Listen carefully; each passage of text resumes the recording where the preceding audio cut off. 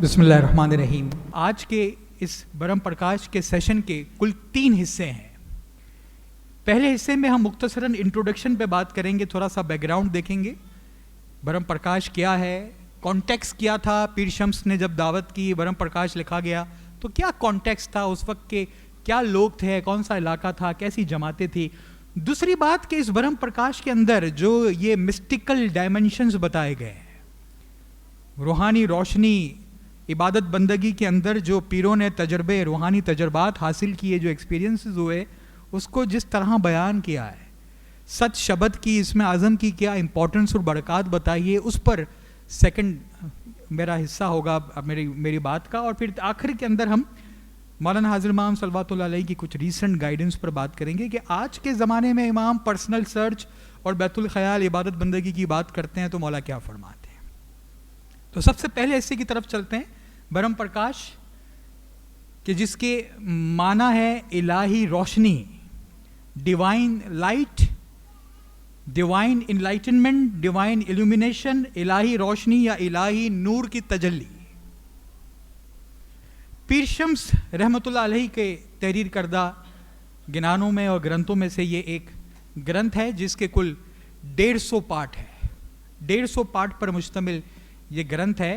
आज मुमकिन नहीं है कि हम इन 150 के 150 पाठ का खुलासा पेश कर सकें, लेकिन जमात से मेरी पूरी उम्मीद है कि जो लोग इंटरेस्टेड है वो तरीका बोर्ड से या लाइब्रेरी से रब्ता करके इसका इंग्लिश और उर्दू ट्रांसलेशन के साथ ये किताब अवेलेबल है, इससे ज़रूर इस्तिफ़ादा हासिल करेंगी। लैंग्वेज देखें तो आम हिंदी ज़बान है और जिसको कुछ IIS के स्कॉलर्स कहते हैं कि ये साधु लड़ी बोली है। जो ज़बान इस्तेमाल हुई है ये साधु, उस वक्त बड़े सगीर हिंदो पाक के अंदर ये साधुओं की ज़बान थी, ये पीर फ़कीर लोग इस्तेमाल करते थे, ये साधु इस्तेमाल करते थे, वो भाषा इसके अंदर इस्तेमाल हुई है। इसलिए कहा जाता है कि ये साधु लड़ी बोली है। ज़्यादातर कॉन्टेक्स्ट डायलेक्ट जो है वो हिंदी के अंदर है। इंटरेस्टिंग बात यह है कि पीर शम्स ने अपने इस ग्रंथ के अंदर जो नाम इस्तेमाल किया है वो ब्रह्म प्रकाश का नाम इस्तेमाल नहीं किया है। पीर शम्स ने 3 मरतबा अपने इस ग्रंथ के अंदर 3 जगहों पर पीर फरमाते हैं कि ये ब्रह्म ध्यान प्रकाश है। सिर्फ ब्रह्म प्रकाश नहीं है, ये ब्रह्म ध्यान प्रकाश है। ब्रह्म प्रकाश रूहानी रोशनी के बीच में ध्यान है। और मैं समझता हूं कि ये बड़ा इंपॉर्टेंट है, क्योंकि रूहानी रोशनी हासिल करने के लिए, इबादत बंदगी में तरक्की हासिल करने के लिए एक ध्यान होना बहुत ज़रूरी है। बैतुल ख्याल के मुखी कामड़िया जब बंदगी में बिठाते हैं तो जमात जानती है कि एक लफ्ज़ इस्तेमाल किया जाता है कि जमात शाह के दीदार का पंजा लेकर एक ध्यान। मेरा एक दोस्त है, दिसंबर में पिछली विजिट के अंदर क्लिफ्टन में इसने बोल लिया। कुछ अरसा पहले उससे मुलाकात हुई तो ऐसी बातों बातों में मैंने उससे पूछा, मैंने हाँ भाई प्रैक्टिस कैसी चल रही है। कहते जमात खाने कभी आता हूँ कभी नहीं आता हूँ, लेकिन घर में 10 मिनट 15 मिनट 20 मिनट डेली, बहुत कम छुट्टी हुई है, कभी कभार बीमार हो गया छुट्टी हो गई, लेकिन छुट्टी नहीं की है, लगातार मैं प्रैक्टिस कर रहा हूँ। लेकिन बोलते अलवाइज एक मसला है। मैंने कहा मसला क्या है? तो अपनी उंगली उठाता है और अपने सर की तरफ ले जाता है, बोलते इधर मसला है, ये मसला है। मेरा क्या मतलब? ध्यान नहीं लगता है, कंसंट्रेशन ही नहीं होती है। ऐसा लगता है कि दुनिया भर के जितने भी सवालात है, ख्यालात है, या आम ज़बान में कहें कि पंचात है, वो सारे बंदगी के टाइम पे ही आती है। कहता है कोई बात भूल गया था, ऑफिस में क्या करना है, घर में क्या मसला है, किसी का मोबाइल नंबर भूल गया, किसी को कोई काम था वो भूल गया, सारी बातें याद उस वक्त आती है जब बंदगी में बैठे होते हैं। कि सारा मसला ध्यान का है। कि बात यही है कि ब्रह्म ध्यान प्रकाश के जब ध्यान होगा तो ब्रह्म प्रकाश हासिल करने में, रूहानी रोशनी हासिल करने में आसानी हासिल हो जाती है। शायद ये वजह है कि पीर ने इस ग्रंथ का नाम जो गिनान के अंदर दिया वो ब्रह्म ध्यान प्रकाश दिया।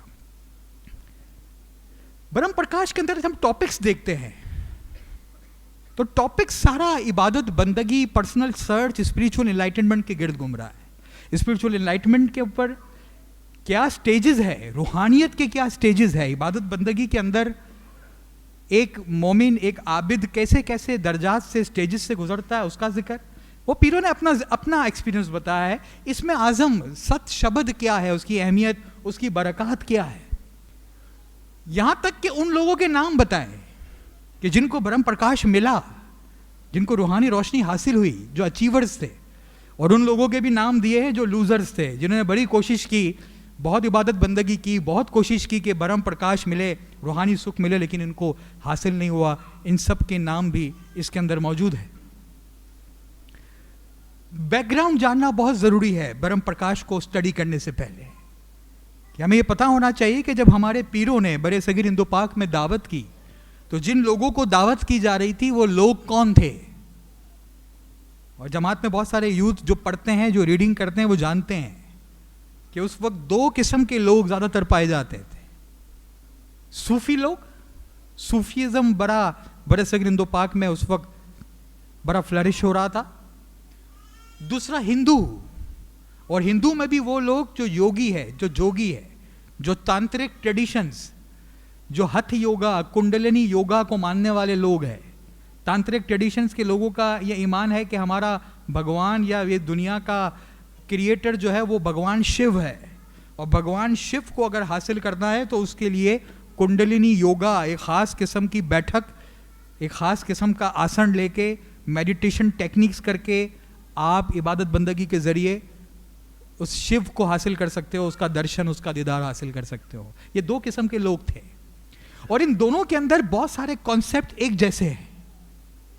हमारे पीरों ने जब दावत की तो ये दोनों लोगों को जहन में रखते हुए, इसलिए जब हम गिनान को स्टडी करें, गिनान को पढ़ें, तो हमारे जहन में होना चाहिए कि अगर हम कोई गड़बी सुन रहे हैं कि पीर नाची ने कथे गिनान रे माँ, या तमे पत्थर मानशो, तो ये पत्थर को क्यों मान रहे हो, माता भवानी के गिर्द क्यों घूम रहे हो, तो इसके पीछे कॉन्सेप्ट ये है कि वो हिंदू लोग हैं। या कहीं ला इलाहा इल्लल्लाह की बातें आ रही है, मन मेरा मुसल्ला, अल्लाह मेरा काजी, अंदर बैठ मैं नमाज गुजारूं, तो इसलिए क्योंकि वहाँ सूफी लोग भी हैं। और इन दोनों के अंदर कुछ सिमिलरिटीज़ है, कुछ कॉन्सेप्ट सिमिलर है, जिस पे एक मुख्तसरन मैं चाहूँगा कि आपकी तवज्जो दिलाऊं। सबसे पहली बात, ये दोनों इस बात पर बिलीव करते हैं कि कॉन्सेप्ट ऑफ मुर्शिद ज़रूरी है। टीचर का होना, गुरु का होना ज़रूरी है इबादत बंदगी के रास्ते में। गुरु बिना बंदगी नहीं, कहा जाता है कि गुरु के बगैर बंदगी नहीं हो सकती। Without teacher, without a master आप बंदगी परफॉर्म नहीं कर सकते। तो सूफीज़म के अंदर कहा जाता है मुर्शिद है, पीरो मुर्शिद है, और हिंदुओं के अंदर कहा जाता है कॉन्सेप्ट ऑफ, यहाँ पे गुरु और पीर का हमें तस्वुर मिलता है। दूसरी बात कि दोनों इस बात पर यकीन रखते हैं कि गुरु अपनी मर्जी से और उसके मुरीदों की ख्वाहिश के पेश नज़र उससे रजामंदी होकर, खुश होकर उसको इसमें आज़म या बोल की नवाजिश करता है। सूफीज़म कहते हैं इसमें आज़म हिंदुओं के अंदर कहा जाता है गुरु मंत्र। गुरु मंत्र यानी ऐसा लफ्ज़, ऐसा मंत्र जो गुरु दे। और ये गुरु मंत्र लेना, इसमें आज़म लेना, ये पुराने ज़मानों में आसान नहीं होता था, ये बड़ा मुश्किल मामला था। आज तो आज़ीम जमात हम बड़े खुशकिस्मत हैं कि मौला खुद चलकर हमें इसमें आज़म की नवाजिश करने के लिए आते हैं। गुरु मंत्र पुराने ज़मानों में भी देखें आसान नहीं था। भगत कबीर की वो स्टोरी बड़ी मशहूर है। कहते हैं कि भगत कबीर सब कुछ है उसके पास, लेकिन एक चीज़ नहीं है, गुरु मंत्र, इसमें आज़म नहीं है। उसका अपना एक गुरु है जिसका नाम बताया जाता है गुरु रामानंद। गुरु रामानंद के बारे में कहा जाता है कि वो 6 महीने हिमालय पर्वत पर, हिमालय के पहाड़ पर बैठकर बंदगी करता है, और 6 महीने बाद नीचे उतरता है, और जब नीचे आता है गांव में तो भगत कबीर उसकी सेवा में, उसकी खिदमत में लग जाता है, सुबह शाम उसकी खिदमत करता है। एक दिन गुरु रामानंद इतना खुश हो गया कि भगत कबीर को कहता है कि मैं तेरी सेवा से, तेरी खिदमत से बहुत राजी हूँ, बहुत खुश हूँ, मांग क्या मांगता है। बस भगत कबीर को तो मौका चाहिए था, हाथ जोड़ के बस गुरु मंत्र मुझे दे दे। और गुरु रामानंद हंसता है, कहता है उसके लिए तो कबीर तूने अभी कुछ भी नहीं किया, उसके लिए तो तूने अभी कुछ भी नहीं किया है। तो बहुत सी किताबों में लिखा होता है कि गुरु रामानंद सुबह 3:30 बजे या सुबह 4 बजे के करीब उठकर बंदगी में बैठता है। तो कुछ किताबों में है कि वो बंदगी में बैठने से पहले स्नान करता है, बाथ लेता है, नहाता है और फिर बंदगी में बैठता है। और कुछ कहते हैं कि नहीं, वो हौज में उतरता है, तालाब में उतरता है और पानी के अंदर बैठ के बंदगी किया करता था। इस तरह की बातें हैं। और भगत कबीर अपने गुरु के जागने से पहले उठ जाता है ताकि उसकी सेवा कर सके। तो कहते हैं कि एक मर्तबा गुरु रामानंद सुबह उठकर बंदगी से पहले नहाने के लिए तालाब में उतर रहा है और पीछे पीछे भगत कबीर भी उसके साथ उतर रहा है। तो कहते हैं सीढ़ियाँ उतरते उतरते अचानक गुरु रामानंद का पैर स्लिप होता है, फिसलता है और बेख्तियार उसके मुंह से निकलता है, हे राम। भगत कबीर के कान में आवाज आती है कि मेरे गुरु के मुख से ये लफ्ज निकला, हे राम, तो ये मेरे लिए गुरु मंत्र ही है क्योंकि मेरे गुरु के मुख से निकला है। तो बस फिर क्या था, भगत कबीर ने इस राम नाम को पकड़ लिया और खुद लिखते हैं कि राम नाम जपते जपते कबीर लंघियो पार, कि भगत कबीर को निजात हासिल हुई राम का नाम लेकर। कहने का मकसद यह है कि इसमें आजम गुरु मंत्र लेना आसान नहीं था। आज हम जितना शुक्राना अदा करें मौला का वो कम है कि मौला ने अपने डायमंड जुबली में पूरी जमात को, हम पाकिस्तान जमात को भी ये इसमें आजम का डायमंड, जो भी जमात के लोग ख्वाहिशमंद थे उनको लुटाया है। तीसरी बात कि दोनों इस बात पर ईमान रखते हैं कि मिडनाइट, आधी रात की बंदगी जरूरी है। सूफीज़म भी बात करते हैं कि जिक्र का, वैसे तो 24 घंटे जिक्र किया जा सकता है लेकिन बेहतरीन वक्त आधी रात का है। और तांत्रिक ट्रेडिशन वाले, हथ योगा वाले तो बिलीव यही करते हैं कि रात को ही बंदगी की जाए, आधी रात को उठ के। तो मिडनाइट का तस्वुर है और ये बात हमें कुरान पाक में भी मिलती है। सूरतुल मुज़म्मिल उसकी एक ज़बरदस्त मिसाल है कि अल्लाह ताला फरमाते हैं, या अय्युहल मुज़म्मिल कुमिल लैला इल्ला कलीला, ए चादर लपेटने वाले रसूल, रात को उठा करो लेकिन थोड़े कम वक्त के लिए, थोड़ा कम कर दो या वक्त को थोड़ा ज़्यादा कर दो लेकिन रात को उठा करो। या हज़रत मौला मुर्तज़ा अली अलैहिस्सलाम का वो कौल कि आप फरमाते हैं, दिन को रिस्क तलाश करो और रात को उसे तलाश करो जो तुम्हें रिस्क देता है। दिन को रिस्क की तलाश और रात को राज़िक की तलाश का हुक्म, ये हज़रत मौला मुर्तज़ा अली अलैहिस्सलाम के ज़माने से हर दौर में दिया जा रहा है। मौलाना इमाम सुल्तान मोहम्मद शाह सल्लल्लाहु अलैहि का फरमान, रात खुदावंद ताला ने क्यों पैदा की है? रात का सारा वक्त सोने के लिए नहीं है, इबादत बंदगी करने के लिए भी है और इबादत बंदगी में खुशी पिन्हा है। मिडनाइट प्रेयर्स का कॉन्सेप्ट है। कहते हैं कि एक मर्तबा एक शख्स जिसने बड़ी अच्छी दुनियावी तालीम हासिल की थी, अचानक उसके जहन में एक ख्याल आता है कि मुझे अपनी रूह की तालीम भी हासिल करनी चाहिए, मुझे अपनी आत्मा की, सोल की एजुकेशन लेनी है। और ऐसा स्कूल और कॉलेज कहाँ है, कहाँ लगता है कि जहाँ से मैं अपनी रूह की तालीम ले सकूँ, रूह को तालीम याफ्ता कर सकूँ? तो किसी ने उसको बताया कि भाई फला पीर है, फला सूफी बुजुर्ग है, उसके पास जाओ, वो तुम्हारे सवाल के जवाब देगा। तो बड़ी उम्मीद लेकर उसके पास जाता है और सूफी बुजुर्ग से कहता है कि मैं ये जानने के लिए आया हूँ कि वो ऐसा कौन सा स्कूल है, वो ऐसा कौन सा कॉलेज है दुनिया में कि जहाँ मैं अपनी रूह की तालीम ले सकूँ। तो सूफी बुजुर्ग जवाब देते हैं कि स्कूल तो है लेकिन वो कहीं बाहर नहीं है, वो तुम्हारे अपने अंदर है, तुम्हारे अपने अंदर, तुम्हारे अंदर रूह, तुम्हारे अंदर जो दिल है, तुम्हारी रूह के अंदर ही वो स्कूल है। तो कहता है अच्छा। पूछता है कि वो स्कूल लगता कब है, मॉर्निंग शिफ्ट है कि आफ्टरनून शिफ्ट है? सूफी बुजुर्ग मुस्कुराते हैं, कहते हैं ना मॉर्निंग शिफ्ट है ना आफ्टरनून शिफ्ट है, मिडनाइट शिफ्ट है, आधी रात को लगता है। हैरत से पूछता है आधी रात को, ऐसी क्या बात है कि आधी रात को ये स्कूल लगता है? तो सूफी बुजुर्ग जवाब देते हैं वो इसलिए क्योंकि आधी रात को जो फैकल्टीज अवेलेबल है, जो टीचर्स पढ़ाने के लिए आते हैं, वो बेहतरीन आला पाए के टीचर्स।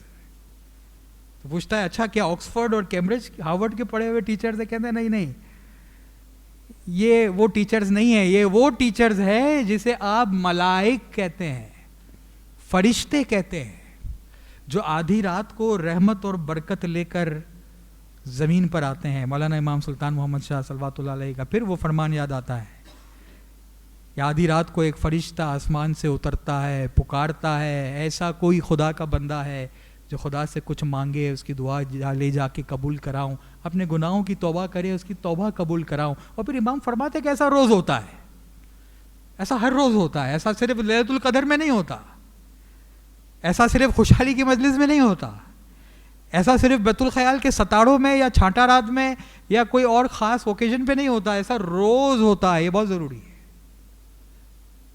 तो सूफी बुजुर्ग जवाब देते हैं क्योंकि रात को फैकल्टीज, ये मलाइक फरिश्ते हैं। तो पूछता है कि इसमें मुझे किताबें कौन सी पढ़नी होगी, करिकुलम क्या होगा, निसाब क्या होगा। सूफी बुजुर्ग जवाब देते हैं किताबें नहीं पढ़नी है, बस तुम्हें अपने आप को ऑब्जर्व करना है, अपने आप को ऑब्जर्व करना है, अपने ख्यालात को, अपने बातों को और अपने आमालों पर नज़र रखनी है, एहतियात करनी है। ये करिकुलम है। पूछता है कि इसमें मेरा टीचर कौन होगा, मुझे कौन सी फैकल्टी मिलेगी, मुझे कौन पढ़ाएगा। तो सूफी बुजुर्ग जवाब देते हैं कि तुम्हारा टीचर वही होगा कि जिसका दामन तुमने इस दुनिया में थामा है, जिसको तुमने इस दुनिया में अपना पीर व मुर्शिद माना है, वही तुम्हारा टीचर होगा। या फिर वो लफ्ज़, वो इस्म, वो नाम तुम्हारा टीचर होगा जिसका तुम विर्द करते हो, जिसका तुम जिक्र करते हो, वो तुम्हारा टीचर होगा। सत शब्द है गुरु हमारा। ब्रह्म प्रकाश का पहली लाइन कि ये इसमें आजम आपका गुरु है, आपका टीचर है। आखिरी सवाल करता है जाते जाते, सूफी बुजुर्ग को कहता है कि जाते जाते मेरे आखिरी सवाल का भी जवाब दे दें कि ये दुनिया की तालीम और रूह की तालीम में बुनियादी फ़र्क क्या है। और सूफी बुजुर्ग मुस्कुराते हुए जवाब देते हैं कि फ़र्क फ़कत इतना है कि दुनियावी तालीम आंखें खोल के ली जाती है, रूह की तालीम हासिल करने के लिए आंखों को बंद किया जाता है। आपके अपने अंदर है बैतुल ख्याल और कुछ नहीं, आपके अपने अंदर की दुनिया है। ब्रह्म प्रकाश में और कुछ नहीं, अंदर के तजर्बात है। तो मिडनाइट प्रेयर्स की इंपॉर्टेंस है। और फिर स्टेजेस, सूफीज़म स्टेजेस बताते हैं कि 4 स्टेजेस है रूहानियत के, शरीयत, तरीकत, हकीकत, मुआरफत। हमारे कई गिनानों में भी इसका जिक्र मिलता है। ये जी शरीयत हक करी जानी है तो तुरंत तरीकत पाइए, हकीकत दिलमाए नक्शी है तो मार्फत मिली जाए, ये सारी बातें गिनानों में भी है। और जोगी योगी जो तांत्रिक ट्रेडिशंस वाले हैं वो बिलीव रखते हैं कि ये जो स्टेजेस है वो इंटरनल है, रूहानियत के स्टेजेस इंटरनल है। और ये स्टेजेस पहले नीचे की तरफ डाउनवर्ड है और फिर अपवर्ड है, फिर उसके बाद ऊंचाई पर जाते हैं। और ब्रह्म प्रकाश दरअसल इसी मिस्टिकल स्टेजेस की बात करता है। और हम इसमें कुछ देर बाद इसका खुलासा भी करेंगे कि पीर शम्स ने कैसे गिनान के अंदर ये सारे स्टेजेस बताएं जो पहले नीचे डाउनवर्ड जाते हैं और फिर अपवर्ड जाते हैं, फिर ऊपर की तरफ जाते हैं। और फिर बात आती है कि जो आखिरी स्टेज सूफीज़म कहता है कि वो फ़नाफ़ी शेख और फ़नाफ़ी अल्लाह, अपने मुर्शिद के अंदर फ़ना हो जाओ, अल्लाह के अंदर फ़ना हो जाओ, बका भी अल्लाह और फिर वापस ज़िंदा हो जाओ। ये आखिरी स्टेज है। जबकि हथ योगा, कुंडलिनी योगा या तांत्रिक ट्रेडिशंस के जो योगी है वो बिलीव रखते हैं कि आखिरी स्टेज है वो दर्शन है, वो निर्वाण है, वो रूहानी रोशनी है, वो अपने मुर्शिद का, अपने भगवान का दीदार है, कि जो उस इबादत की आखिरी स्टेज है। ये कुछ बैकग्राउंड का जानना बहुत ज़रूरी है। ब्रह्म प्रकाश में उन लोगों के नाम दिए गए कि जिन्होंने बड़ी मेहनत की, बड़ी कोशिश की कि ब्रह्म प्रकाश इबादत बंदगी करके रूहानी रोशनी हासिल की जाए, और वो नाकाम रहे।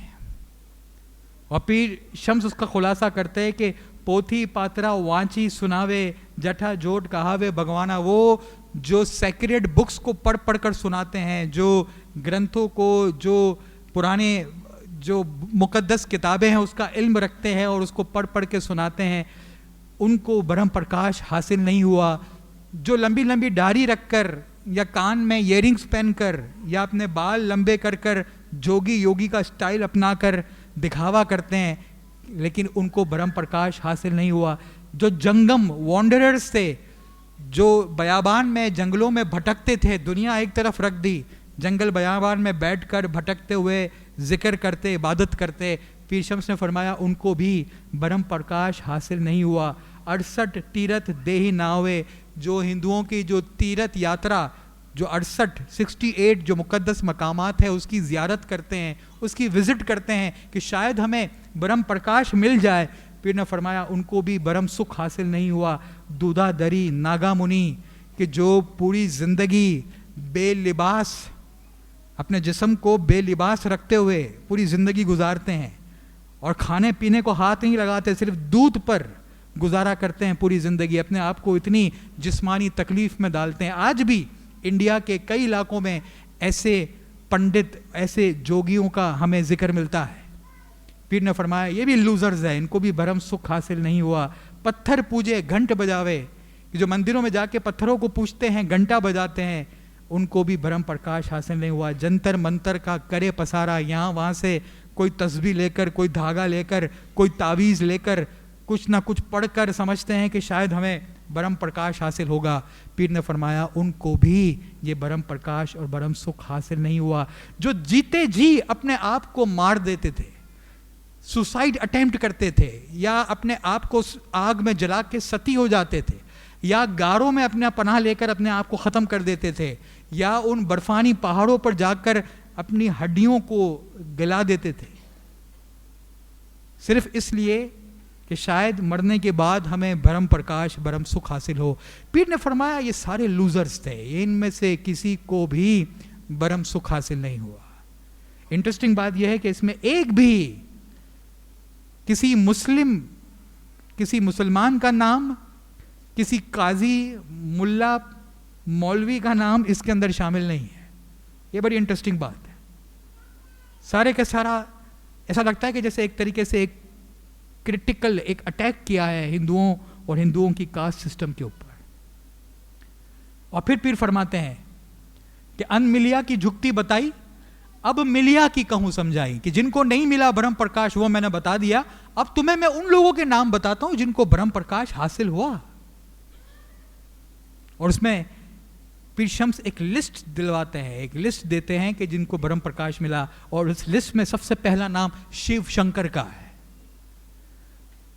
और जैसे कि मैंने जमात को पहले अर्ज किया कि तांत्रिक ट्रेडिशन वाले जो हथ योगा पे बिलीव रखते हैं, वो जोगी योगियों के लिए सबसे बड़ा भगवान शिव शंकर है। और ये उसी कॉन्टेक्स्ट में उन्हीं लोगों की तालीमात से इंस्पायर होकर ब्रह्म प्रकाश लिखा गया है। शायद यही वजह है कि इसमें भी शिव शंकर को सबसे पहले रखा। सुखदेव, विदुर व्यास, राजा पहलाज, गुरु रामानंद, दास कबीर जिसकी भी अभी हमने बात की, तुलसीदास, हरिदास, दादू और रजब नामी 2 सूफी बुजुर्ग, ईसर तुम्बर, और न जाने ऐसे कई और नाम है जिनकी लिस्ट ब्रह्म प्रकाश में दी है। और मैं समझता हूं कि जमात के अगर वो लोग जो मजीद रिसर्च करना चाहते हैं, जो मजीद स्टडी करना चाहते हैं, उनके लिए बड़ा अच्छा एक एवेन्यू है कि ज़रा स्टडी करेंगे इन लोगों ने जिनके नाम पीर शम्स ने दिए, उन्होंने अपनी ज़िंदगी में ऐसा क्या किया है, ऐसा उन्होंने क्या किया कि पीर शम्स अपने ग्रंथ में उनका नाम लेते हैं और कहते हैं इनको ब्रह्म प्रकाश मिला है। मिसाल के तौर पर मैं सिर्फ एक शख्सियत को उठाता हूं इसमें से, ईसर तुम्बर। पीर शम्स ने ग्रंथ में लिखा ईसर तुम्बर का नाम।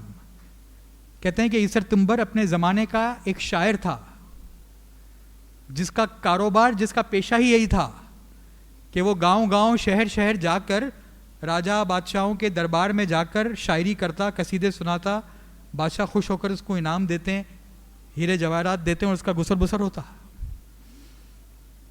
कहते इस तरह एक ऐसे शहर में पहुंचता है कि जिसके बारे में मशहूर था कि जिसका जो बादशाह है, जो राजा है, उसे इतनी समझ नहीं है, वो पूरा डिपेंड करता है अपने वजीर पे, उसका वजीर होशियार अक्लमंद है और बादशाह वजीर के इशारे पर चलता है, वजीर इशारा करता है तो बादशाह कोई हुक्म सुनाता है। तो उस दरबार में ईसर तुम्बर पहुंचता है इस नियत के साथ कि आज मैं अपना बेहतरीन कलाम पेश करूंगा और इसके बदले में बड़ी वाह-वाह होगी और बादशाह मुझे बेहिसाब नवाजेगा। और जाकर दरबार में अपना बेहतरीन कलाम पेश करता है, पूरा दरबार वाह-वाह कर रहा है। जब उसका कसीदा और ये शायरी ख़त्म होती है तो बादशाह वज़ीर की तरफ देखता है, वज़ीर की तरफ से कोई इशारा नहीं मिला। तो बादशाह समझा लगता है ये कोई ऐसा ही शायर था, वज़ीर ने कुछ इशारा नहीं दिया, तो उसको खाली हाथ अपने दरबार से लौटा देता है। ईसर तुम्बर अफसोस करके गुस्से के साथ दरबार से बाहर जाता है और घर जाकर अपनी बीवी से कहता है कि ये सब कुछ उस वजीर की वजह से हुआ है। पूरा दरबार वाह वाह कर रहा था, लेकिन लगता है वो वजीर मुझसे जेलस है, मुझसे हसद रखता है। मैं उस वजीर को जिंदा नहीं छोड़ूंगा। खंजर लेके घर से निकलता है वजीर को कत्ल करने की नीयत से। जब वजीर के घर के दरवाजे पर पहुंचता है, अभी दरवाजे के अंदर नहीं गया, बाहर खड़ा है, तो अंदर से उसको आवाज सुनाई दे रही है। वहां वजीर अपनी बीवी से कह रहा था कि बेगम आज तो कमाल हो गया। क्या हुआ? आज दरबार में एक ऐसा शायर आया कि मैंने अपनी जिंदगी में इतना बेहतरीन शायर को कभी नहीं सुना। उसने जो कलाम पेश किया उसमें इतना जादू था, इतना जबरदस्त था कि मैं तो उसके जादू के अंदर ही उसके शहर में गिरफ्तार रहा। और मुझे तो होश ही नहीं रहा कि मैं बादशाह को इशारा करके ये बता सकूं कि भाई ये तो बेहतरीन शायर है, उसको तो इतना नवाजो कि ये थक जाए गिनते गिनते, लेकिन आप बेहिसाब नवाजो और मैंने देरी कर दी और बादशाह ने इसको खाली हाथ लौटा दिया। बेगम मुझे बड़ा अफसोस है, लेकिन मैं कल सुबह ही उसके घर जाऊंगा और अपनी तरफ से उसको बहुत सारी दौलत दूंगा। इतना सुनना था कि ईसर तुम्बर के हाथ से खंजर गिर पड़ा है। और फिर वजीर बेगम से कहता है, लेकिन बेगम मैं एक और बात भी सोच रहा था कि जो शख्स दुनिया के बादशाह की इतनी बेहतरीन तारीफ करता है और दुनिया का बादशाह उसको दुनियावी दौलत से नवाजता है, अगर यही शख्स दीन और दुनिया के बादशाह की तारीफ अगर कर ले तो वो दीन और दुनिया का बादशाह तो उसको दीन और दुनिया में बेहिसाब नवाजेगा। कहते हैं कि ये सुनना था कि ईसर तुम्बर की लाइफ में टर्निंग पॉइंट आता है, काया पलट जाती है और फिर वो अपनी पूरी शायरी अल्लाह की हम्द सना में निकालता है और अल्लाह की हम्द सना में, अल्लाह के ज़िक्र में इतना मगन हो जाता है कि उसे ब्रह्म प्रकाश हासिल होता है।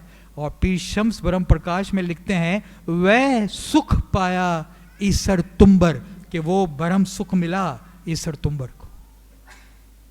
तो इस तरह और भी कई पर्सनालिटीज़ है कि जिस पर उन लोगों के लिए जो मज़ीद स्टडी करना चाहते हैं इस पर रिसर्च की जा सकती है, स्टडी किया जा सकता है कि उन लोगों ने अपनी ज़िंदगी में क्या काम किया।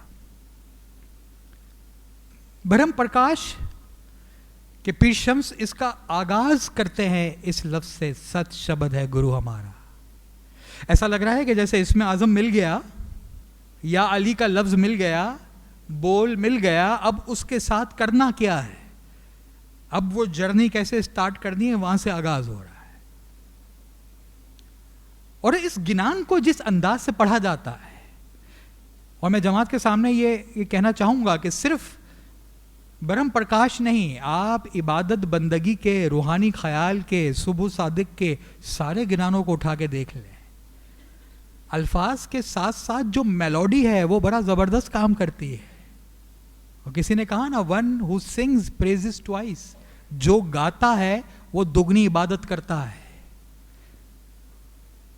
ये दुगनी इबादत है, एक उस अल्फाज के साथ, उस एक मेलोडी के साथ।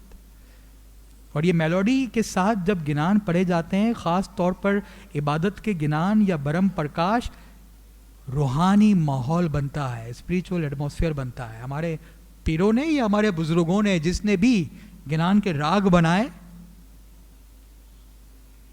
क्लासिकल, हिंदुस्तानी क्लासिकल, पूरा इस पर रिसर्च है कि कैसे वो रूहानी फीलिंग्स को, रूहानी माहौल को पैदा करते हैं। यही वजह है कि आज भी इबादत बंदगी में बैठने से पहले हम इन रूहानी ख्याल, इबादत के गिनान को पहले पढ़ते हैं, अपने आप को तैयार करते हैं, अपने रूह को तैयार करते हैं, वो स्पिरिचुअल एटमॉस्फेयर बनाते हैं और फिर बंदगी में बैठते हैं। ध्यान लगाने की बात ही कुछ अलग है। जमात के वो लोग कि जो गिनान में शामिल होकर फिर बंदगी में बैठते हैं, आप उनसे पूछें वो बताएंगे ध्यान लगाने में बड़ी आसानी हो जाती है। डायरेक्ट बंदगी में आए, या फिर बंदगी से पहले गिनान में शामिल होकर फिर बंदगी में बैठें, बहुत फ़र्क होता है। ये ब्यूटी है, ये ताकत है हमारे गिनानों की, मेलोडी की। सत शब्द को जिस अंदाज में पढ़ा जाता है, आमतौर पर पाकिस्तान की जमात में ये इस तरह से पढ़ा जाता है। सत शब्द है गुरु हमारा,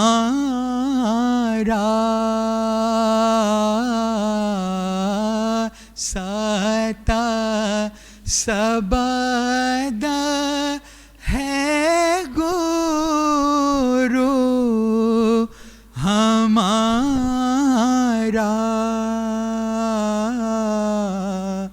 ताको लखे नयो संसारा, हरे ताको लखे नयो संसारा। पाकिस्तान से बाहर की जमातों में मुख्तलिफ जमातें मुख्तलिफ अंदाज से पढ़ती है। कहीं इस ब्रह्म प्रकाश को इस मेलोडी के साथ भी पढ़ा जाता है। सत शब्द है गुरु हमारा, गुरु हमारा, ताको लखे नायो संसारा।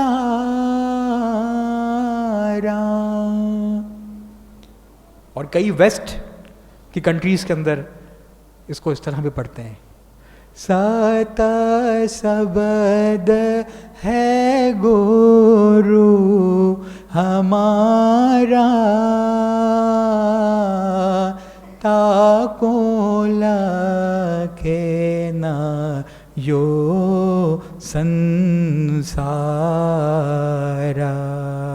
सत शब्द का करो विचारा, पिरशा कहो जे वारम वारा।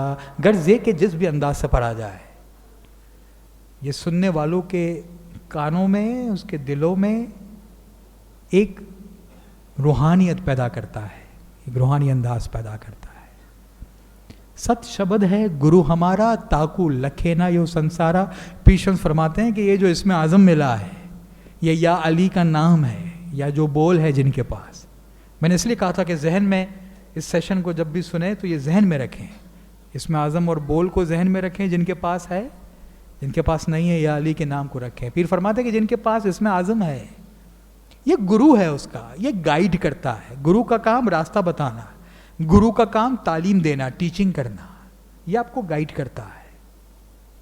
मौलाना इमाम सुल्तान मोहम्मद शाह सल्लल्लाहु फरमा देंगे, इबादत आपको मुस्तकबिल में आने वाली कम नसीबियों, बीमारियों, दुखों, चैलेंजेस का मुकाबला करने की हिम्मत और समझ अता करेगी। आपको विजडम मिलेगी उससे। उसकी क्या बरकत है, फरमाते ताकू लखे ना यो संसारा। इसको ये दुनिया, ये संसार समझ नहीं सकता, इसको बयान नहीं किया जा सकता कि इसकी क्या बरकत है। सेकंड पार्ट में फरमाते हैं, सत शब्द का करो विचारा, पीरशा कहो जी वारम वारा। उसका ख्याल करो, उसका जिक्र करो, उसका ख्याल करो, उसकी मीनिंग समझने की कोशिश करो। कई मौके पर, बल्कि अक्सर और बेशतर मौलाना हाजिर इमाम सल्लल्लाहु अलैहि जब इसमें आज़म देते हैं तो इसमें आज़म के साथ साथ उसकी मीनिंग भी बताते हैं, ताकि हमें उसको बेहतरीन तरीके से उसकी समझ हासिल हो। कराची के अंदर भी, इस्लामाबाद के अंदर भी इमाम ने हर फरमान के अंदर इमाम ने इसका खुलासा किया, उसकी मीनिंग बताई। एक मौके पर जब इमाम मीनिंग बताना भूल गए तो अलवाइज ने रिक्वेस्ट की कि या मौला, एक एडवाइस है आपको, एडवाइस है कि रिक्वेस्ट है कि आप मीनिंग बताएं। तो इमाम खड़े हो गया और इमाम ने जमात को फरमाया कि अलवाइज ने मुझे एक एडवाइस दी है और मैं समझता हूँ कि बड़ी गुड एडवाइस है। क्यों? क्योंकि मीनिंग इज़ वेरी इंपॉर्टेंट। विचार करना मतलब उसकी मीनिंग पे गौर व फिक्र करना, या इसका बार बार जिक्र करना, बार बार ख्याल करना। पीर शाह कहो जी वारंवार। ऐसा लगता है कि हमारे पीरों ने गिनानों के अंदर इमाम के हुक्म से 2 ऐसी तस्बीह दी है कि जो जमातों को बांटी है कि जमात उसका जिक्र करे। याद रखें कि पीरों ने बोल नहीं दिया है, क्योंकि बोल इसमें आज़म देने का इख्तियार इमाम को है। पीरों ने तस्बीह दी है, और आम तौर पे गिनानों में हमें 2 तस्बीहों के नाम मिलते हैं, एक पीर शाह और एक या अली। अली बोलो, अली बोलो, या पीर शाह का जाप जपना, पीर शाह कहो जी वारो वार, कई गिनानों में है। पीर शाह की तस्बीह हमारी पुरानी दुआ के अंदर, हमारे बुजुर्ग जानते हैं, हमारी पुरानी दुआ के अंदर तस्बीह पढ़ी जाती थी। आज भी कई बुजुर्ग हमारे पीर शाह पढ़ते हैं। मुझे याद है एक मर्तबा किसी रिलीजियस एजुकेशन सेंटर में REC के अंदर बच्चों की एक क्लास के अंदर मैंने ऐसे ही बच्चों का इम्तिहान लेना चाहा। क्लास शायद 6 या 7 के बच्चे थे, तो मैंने ऐसे ही पूछा कि किसी को पता है पीर शाह का क्या मतलब है? एक बच्चे ने हाथ उठाया। मुझे बड़ी खुशी हुई, उम्मीद नहीं थी, बहुत खुशी हुई। उस बच्चे को मैंने आगे बुलाया, मैंने कहा आओ बेटा आगे आओ और पूरी क्लास को बताओ पीर शाह का मतलब क्या है। वो बच्चा भी बड़ा कॉन्फिडेंटली आगे आया और उसने बोला पीर शाह का मतलब है, अपनी उंगली होठों पर लेकर गया और कहा कीप क्वाइट।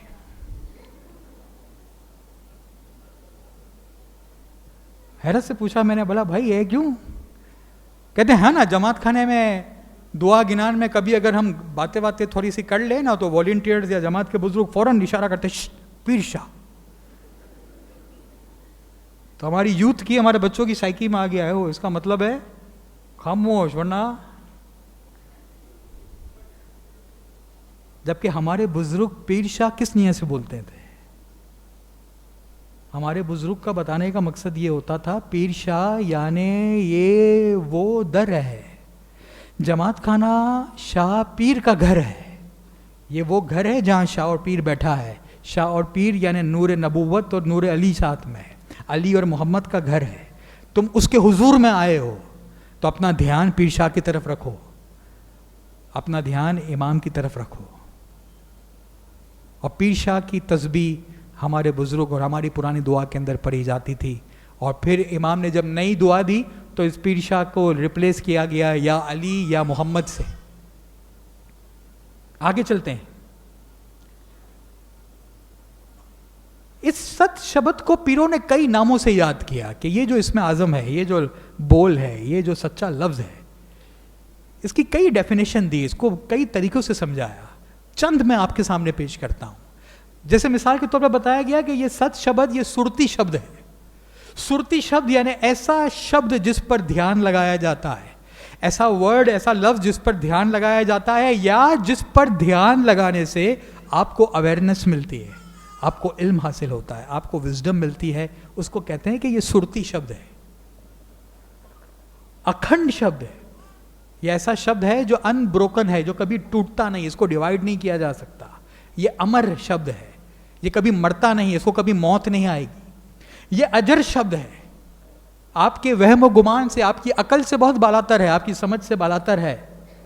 ये अखर शब्द है जिसमें कोई खराबी नहीं है, कोई कमजोरी नहीं है, इसमें सिर्फ और सिर्फ फायदे ही फायदे हैं। ये अकाल और अपार शब्द है, ये टाइमलेस और बाउंडलेस और लिमिटलेस है, इसकी कोई हद नहीं है। और ये अलेख शब्द है। अलेख यानी जिसको लिखा नहीं जाता, अनरिटन शब्द, हम इसको लिख नहीं सकते हैं। मुझे याद है इसमें आज़म के सेशन में, जमात को भी याद होगा कि प्री ओरिएंटेशन सेशन में और इसमें आज़म के प्रोग्राम वाले दिन हाजिर इमाम की तशरीफ़ आवरी से पहले जो इंतज़ारी प्रोग्राम होता था, जमात को बार बार समझाया जाता था कि इमाम जब इसमें आज़म दें, बोल दें, एक ध्यान से, बड़े गौर से सुने। जिसको अगर कोई डाउट है, समझ नहीं आ रहा, बाद में अलवाइज से, वाइजिन से आके पूछें, समझें, लेकिन इसको लिखने की इजाज़त नहीं है, इसको नोट नहीं करें, इसको लिख नहीं सकते हैं। तो कोई भी कागज़, पेन, कलम, डायरीज ये अलाउड ही नहीं थी दरबार दीदार हॉल के अंदर, लिख नहीं सकते हैं। तो मुझे याद है एक वास के अंदर जब हम ये गाइडेंस दे रहे थे, तो प्रोग्राम ख़त्म होने के बाद जमाती एक मेंबर आया मेरे पास, उसने कहा कि अलवाई साहब आपने बिल्कुल सही कहा, लिख नहीं सकते, हमें इसमें आज़म को लिखना नहीं चाहिए, लेकिन मोबाइल में सेव तो कर सकते हैं ना। तो भाई वो भी नहीं कर सकते। ये अलेख शब्द है। आगे फरमाते हैं, प्रथम ध्यान रसना सु कीजिए, निस दिन पीरशा पीरशा बढ़िए, दिन रात पीरशा पीरशा करते रहो, अपना ध्यान उस इसमें आज़म पर, उस बोल पर, उस जाप पे करने की कोशिश करते रहो। और फिर उसके बाद यहाँ से पीर शम्स उस रूहानियत की स्टेजेस का आगाज़ करते हैं। पहला स्टेज बताते हैं, 3 मास रसना बीच रहिया, पीछे नाम भ्रम सो कहिया। कहते पहला स्टेज वो आता है कि जब 3 महीने तक वो जिक्र, वो इसमें आज़म का जाप ज़ुबान से किया जाता है, वो ज़ुबान में रहता है, वो ध्यान ज़ुबान पे होता है।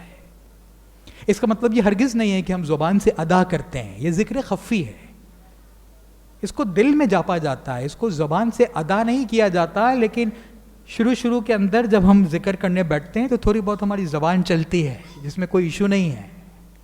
तो पीरों ने फरमाया ये पहला स्टेज है कि 3 महीने तक वो ध्यान, वो जिक्र ज़ुबान पर रहता है, और फिर आहिस्ता आहिस्ता वो पीछे जाता है। पीछे मतलब वो नीचे जाता है। मैं एक बार फिर जमात की याद दहानी के लिए दोहराऊं कि हमने जिक्र किया, ये तांत्रिक ट्रेडिशन का फ़लसफ़ा है, ये हथ योगा की मेडिटेशन टेक्निक्स है कि ध्यान, ये रूहानियत के स्टेजेस, ये पहले नीचे की तरफ जाएंगे फिर ऊपर की तरफ जाएंगे। तो पहला स्टेज ज़ुबान पे है। सेकंड स्टेज पे आने से पहले पीर शम्स फरमाते हैं कि नाम लेता भया प्रेम प्रकाशा, तब उपजिया मन विश्वासा। कि ये वो मामला होता है कि जब आप सिर्फ नाम लेते हो, उसका जिक्र करते हो, तो मोहब्बत की भावना जागती है, मोहब्बत की रोशनी पैदा होती है। आप देखिए लफ्ज़ है प्रेम प्रकाश, ब्रह्म प्रकाश तो बाद में आएगा, पहले प्रेम प्रकाश आता है, क्योंकि इश्क और मोहब्बत से बंदगी की जाती है। ये ज़बरदस्ती का सौदा नहीं है, ये इश्क और मोहब्बत का सौदा है। ये तलवार नहीं है, ये बर्डन नहीं है। जिन्होंने इसमें आज़म लिया है वो जानते हैं कि ये इश्क और मोहब्बत से सौदा लिया है, और पहले मोहब्बत पैदा होती है। नाम लेता भया प्रेम प्रकाश सा, मोहब्बत, एक ऐसी मोहब्बत जिसको बयान नहीं किया जा सकता। और फिर मन के अंदर ईमान, विश्वास भी पैदा होता है और यकीन होता है। एक अजीब सा लुत्फ, एक अजीब सा मज़ा है। कई नौजवानों ने आके हमसे शेयर किया, पर्सनली आके मिलते थे, कहते थे कि 1 महीना हुआ है इसमें आज़म लिए हुए, प्रैक्टिस किए हुए, लेकिन ऐसा लगता है हमारी रूह नाच रही है, हमारा दिल उछलता है, हमें पता नहीं, एक अजीब ऐसी खुशी है, बयान नहीं कर सकते इसको। नाम लेने से वो मोहब्बत के जज्बात, वो इश्क की धारा बहती है। कहो प्रेम लक्ष्य कैसा रे भाई, गुप्त भेद कहूँ प्रगट बताई। कि ये मोहब्बत का मकाम कैसा है, ये बड़ा गुप्त है, ये सीक्रेट है। लेकिन पीर फरमाते हैं कि इस सीक्रेट को आज मैं प्रगट करके, जाहिर करके बता रहा हूँ, आज मैं तुम्हें खोल के बता रहा हूँ, ये राज मैं आज फाश कर रहा हूँ। चले त्रठ जहाँ प्रेम की धारा, पीवत प्रेम होवत मतवाला। वहाँ जाएं, चल वहाँ जाते हैं जहाँ इश्क और मोहब्बत की धारा बहती है, कि जहाँ पर इश्क के दरिया में डूबकर, उसकी मस्ती में डूबकर मतवाले हो जाए। और एक मोमिन को जो ये खुशी मिलती है, उसे मालूम है कि उसे बैतुल ख्याल की प्रैक्टिस से मिलती है, उसे बंदगी में बैठने से, जिक्र में, तस्बीह में बैठने से मिलती है, उसे जमात खाने आने से मिलती है। बैतुल ख्याल में आता है तो उसको ऐसा लगता है कि जैसे इश्क और मोहब्बत के समंदर में आ गया है और उसमें डुबकियाँ ले रहा है, और उसकी मस्ती में, इश्क की मस्ती में मस्त है। भरम सुख की क्या कहूँ वडाई, महिमा अधिक कहीं न उजाई। कि ये रूहानी सुख, जो रूहानी खुशी मिल रही है इससे, उसकी मैं क्या बड़ाई बयान करूं। ये तो एक मिस्ट्री है, ये एक महिमा है, ये एक पहेली है कि जिसको बयान नहीं किया जा सकता है। और फिर सेकंड स्टेज बताते हैं, अगला स्टेज। पहला स्टेज कि 3 महीने तक जुबान पे ध्यान है, जुबान पे जिक्र है। अब 6 मास ध्यान हृदय रहिया, सुखम एक नाम निज कहिया। जबान के बाद वो ध्यान, वो जिक्र दिल में चला जाता है।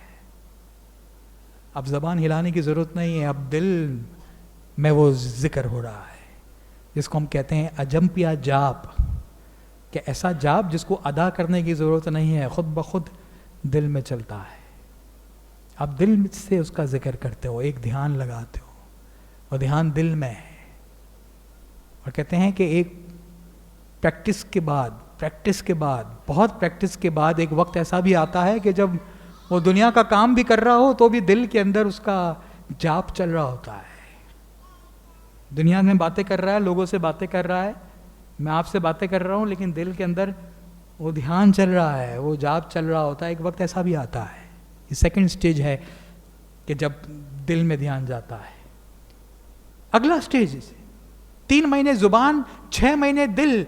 एक दिन अचंबा भया, एक दिन बड़ी अजीब बात हो गई, बड़ी अनोखी बात हो गई। क्या हो गया?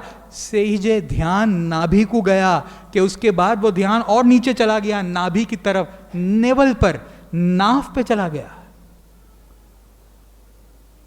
और हिंदू जोगी योगी तांत्रिक ट्रेडिशन वाले ये बिलीव रखते हैं कि जब नाभि पर जाता है वहां से उसका अपवर्ड सिलसिला शुरू होता है, ऊंचाई की तरफ ध्यान जाना, तरक्की करना, उसका ध्यान शुरू होता है। और ये 9 महीने लगते हैं, 3 महीने जुबान, 6 महीने दिल, और फिर उसके बाद 9वें महीने के अंदर जाके नाभि पर जाता है। 9th मंथ में जाके नाभ पे जाने का शायद एक बात ये भी हो सकती है कि एक बच्चा भी जब दुनिया के अंदर आता है तो अपनी माँ के शकम में, माँ के पेट में 9 महीने रहता है, फिर उसको ज़िंदगी मिलती है। तो रूहानी ज़िंदगी का सही मानों में आगाज़ भी, या रूहानी तरक्की का आगाज़ भी ये कहा जा सकता है कि 9 महीने के बाद शुरू हो। और जब नाभि पर ध्यान जाता है तो फिर क्या होता है? पाछम दिसे हुई चढ़े आकाशा, जाई देखे देखिया अगम तमाशा। नाभ से होते हुए वो पीछे पाछम की तरफ जाता है, बैक पर, और बैक से स्पाइनल कॉर्ड के रास्ते वो आकाश की तरफ यानी सर की तरफ आता है। ये पूरी मेडिटेशन टेक्निक्स है जो जोगी योगी तांत्रिक ट्रेडिशंस करते थे, कि पहले डाउनवर्ड और फिर अपवर्ड, जुबान, जुबान से दिल, दिल से नाभ, नाभ से बैकबोन की तरफ, स्पाइनल कॉर्ड की तरफ, और वहां से स्पाइनल कॉर्ड के रास्ते वो आकाश की तरफ यानी सर की तरफ आता है। और उनका ये बिलीव है कि स्पाइनल कॉर्ड, रीढ़ की हड्डी के साथ 2 नर्व निकलती है, वो 2 नर्व आके आपके सर में और आपके नाक के जरिए आती है, जिसको कहते हैं इंगला और पिंगला। और ये बातें भी गिनानों के अंदर है, आगे चलते हैं।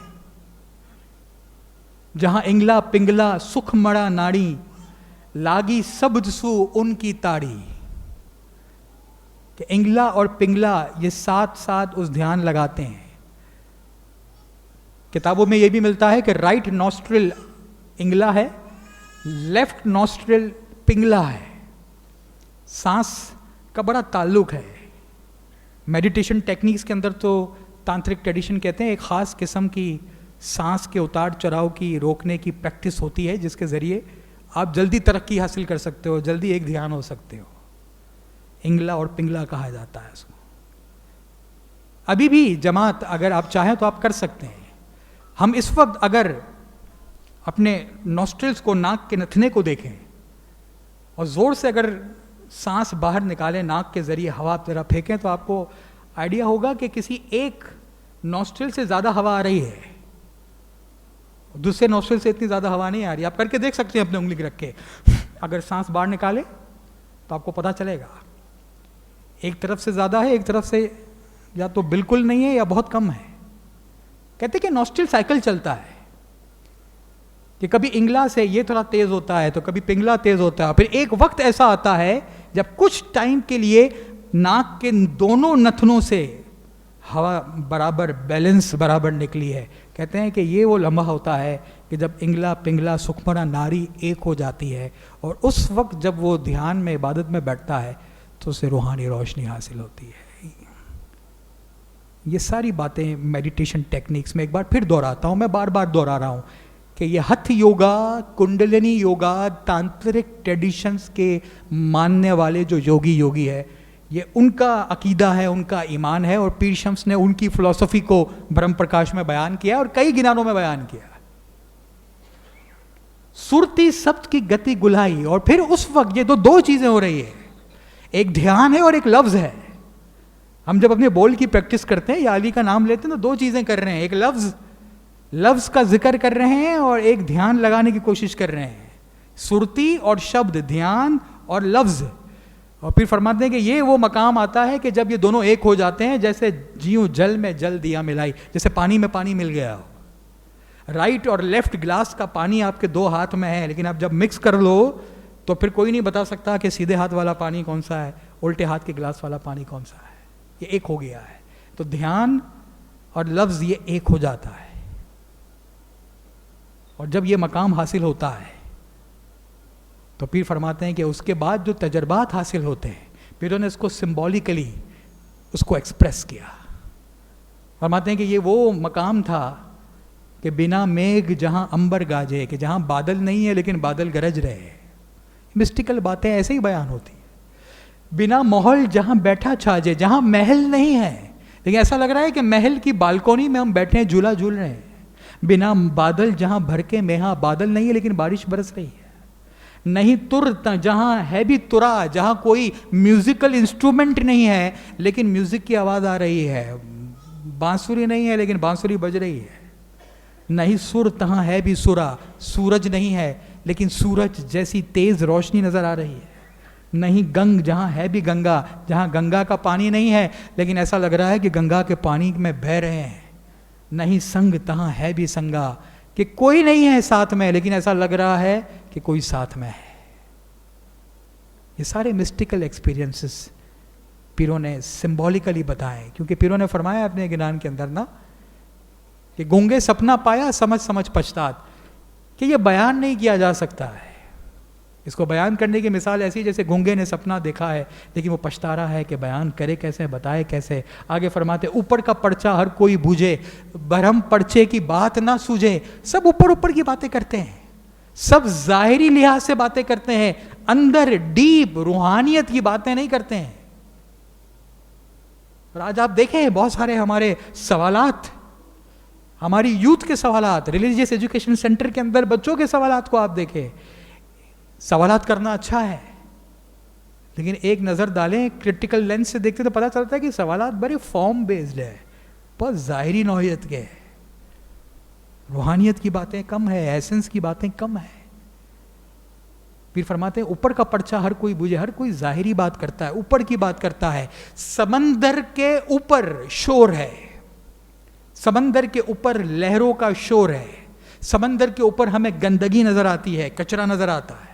लेकिन उसी समंदर के गहराई में चले जाएं तो पाकीज़गी, सुकून, पीस वो गहराई में है। और मोती उस गहराई से ही हासिल होते हैं, सीप उस मोती उससे निकलते हैं। बैतुल ख्याल उस गहराई में जाने का नाम है कि दुनिया के ऊपर, दुनियावी बातों में, दुनियावी ज़िंदगी के अंदर जो भी काम हम एक भागम, एक अफरा तफरी मची हुई है।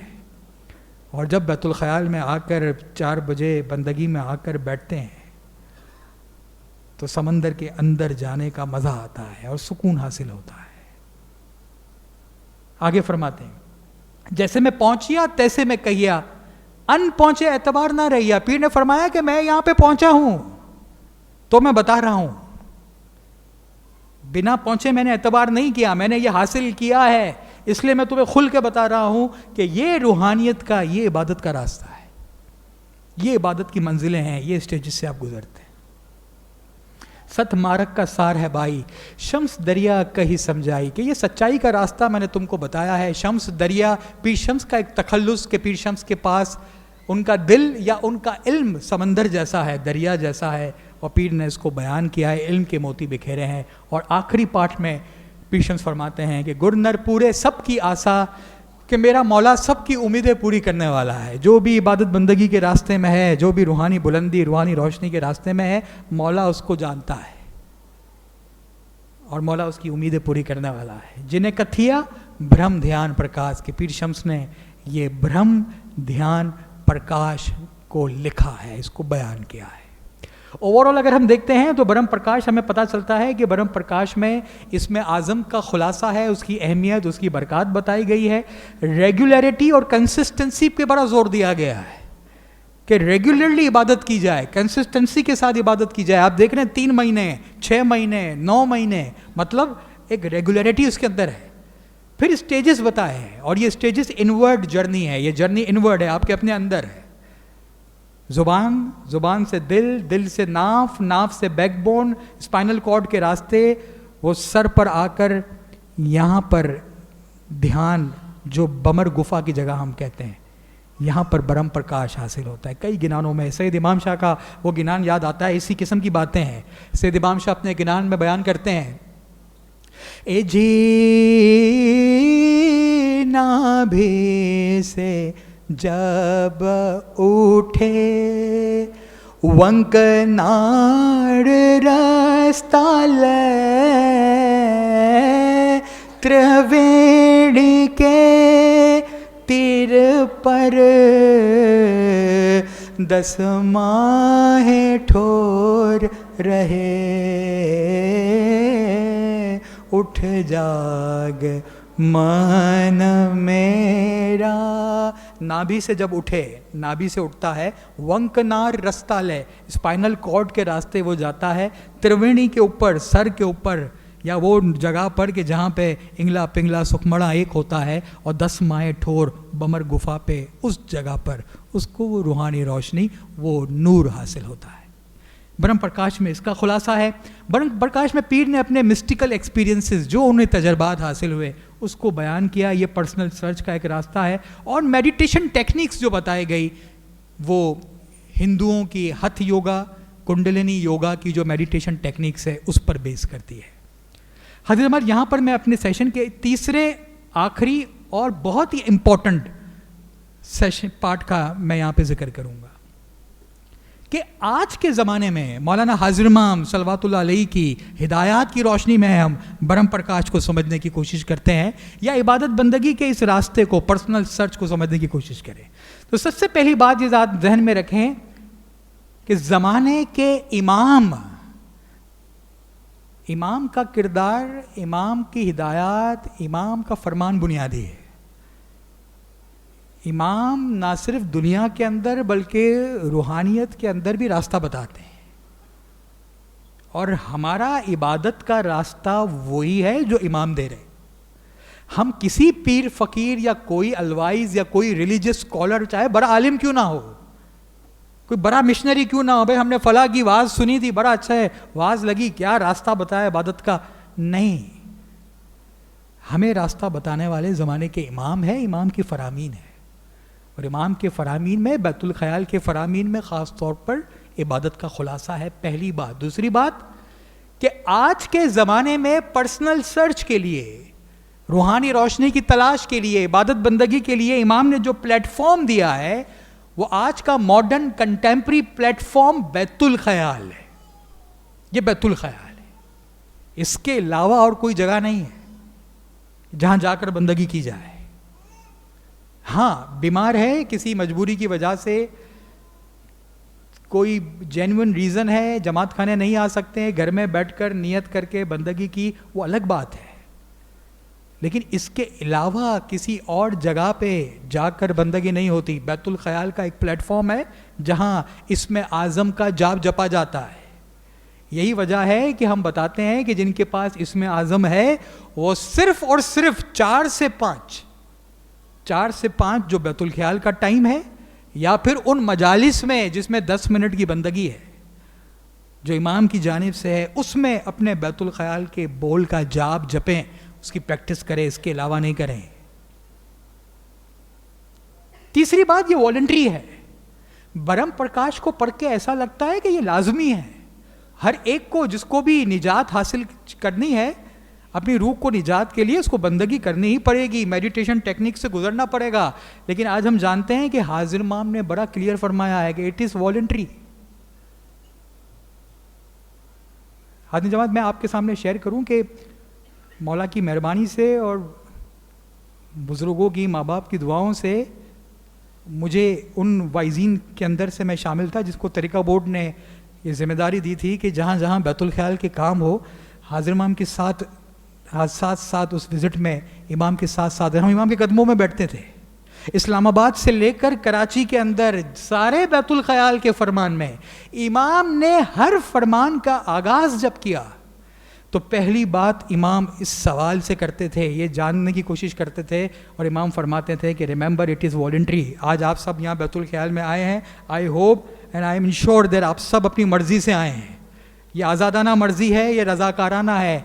और कई जगहों पे इमाम ने सवाल किया है कि क्या आप अपनी आज़ादाना मर्ज़ी से आए हैं। मुझे याद है क्लिफ्टन जमात खाने के अंदर तो इमाम ने सवाल किया, और इमाम सवाल करते हुए अपने कानों को ऐसे माइक की तरफ ले जाते हैं कि जमात को इशारा दे रहे हैं कि मुझे सुनना है, यस और नो, क्या आप अपनी मर्जी से आए हैं।